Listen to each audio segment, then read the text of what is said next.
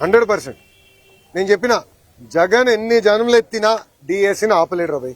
ఎందుకంటే పారదర్శిగా నేను నడిపించా. గతంలో పడిన కేసులని తీసుకుని ఏ ఇంజిన్ లో పెట్టి ఏ కారణాల వల్ల కేసు పడినాయి, సబర్బాల్ జడ్జిమెంట్, హారిజాంటల్ వర్టికల్ రిజర్వేషన్ అంటే ఏంటి, ఎందుకంటే వెరీ కాంప్లికేటెడ్ సబ్జెక్ట్ అని నేను ముందర నేర్చుకుని స్టడీ చేసి పర్ఫెక్ట్ నోటిఫికేషన్ వేసి భారతదేశ చరిత్రలోనే ఎక్కడి జరగని విధంగా మేము నోటిఫికేషన్ చేసాం. అందుకే 150 రోజుల్లో 16,000 టీచర్ పోస్టులు భర్తీ చేశాం. మళ్ళీ టెట్ ఎగ్జామ్ జరుగుతుంది, డిఎస్సీ నోటిఫికేషన్ ఇస్తాం, మళ్ళీ డిఎస్సీ ఎగ్జామ్లు జరుగుతాయి, మళ్ళీ టీచర్ అపాయింట్మెంట్లు జరుగుతాయి. దాంట్లో ఎలాంటి సందేహం లేదు. మేము సాక్షి క్యాలెండర్ ఇవ్వట్లేదు, జాబ్ క్యాలెండర్ ఇస్తున్నాం. 10,000 ఉద్యోగాలతో జాబ్ క్యాలెండర్ ఇస్తున్నాం. దయచేసి నిరుద్యోగ యువకులు చెప్తున్నా, there is something called vertical horizontal reservation. First time horizontal reservation అమలు చేశాం. అది తెలుసుకోవాల్సిన బాధ్యత మీ పైన నా పైన ఉంది. ఇది హారిజాంటల్ రిజర్వేషన్ పాటించకపోతే సబర్వాల్ జడ్జిమెంట్ అనేది ఉంది. ఆ జడ్జిమెంట్ అడ్డంగా పెట్టుకుని ఈ వైకాపా పార్టీ మళ్ళీ కోర్టులో వేసి స్టే తీసుకొస్తారు. ఈ వైకాపా పార్టీకి చెందిన నాయకులే 240 కేసులు వేశారు స్వామి. 240 కేసులు వేశారు. దాంట్లో 43 కేసులు ఇప్పటికీ కోర్టు డిస్మిస్ చేసింది, మిగతా అంతా హియరింగ్ చేసింది.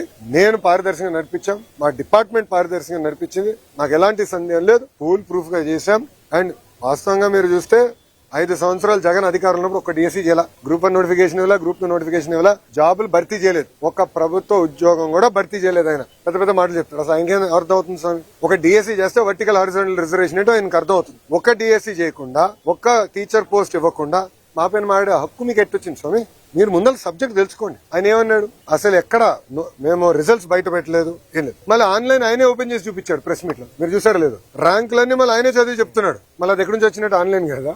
అంటే ఒక అబద్దం 10 సార్లు చెప్పి నిజం చేసాం ఆయన ప్రయత్నిస్తున్నాడు. ఇప్పుడు మళ్ళీ కులం కూడా తీసుకొచ్చాం. దౌర్భాగ్య స్థితి అని అంటే 2014 నుంచి 19 ఇట్లనే వాళ్ళు ఏం చెప్పారంటే ఒకే సామాజిక వర్గానికి చెందిన వాళ్ళందరినీ డిఎస్పీ చేశారు. ఆనాడు ప్రజలు నమ్మారు. వాళ్ళ అధికారులకు వచ్చిన తర్వాత మేము శాసనసభ సాక్షిలో ప్రశ్న అడిగాం, ఎంతమంది డిఎస్పీలు ఆ సామాజిక వర్గం చెందిన వాళ్ళని ప్రమోట్ చేశారు.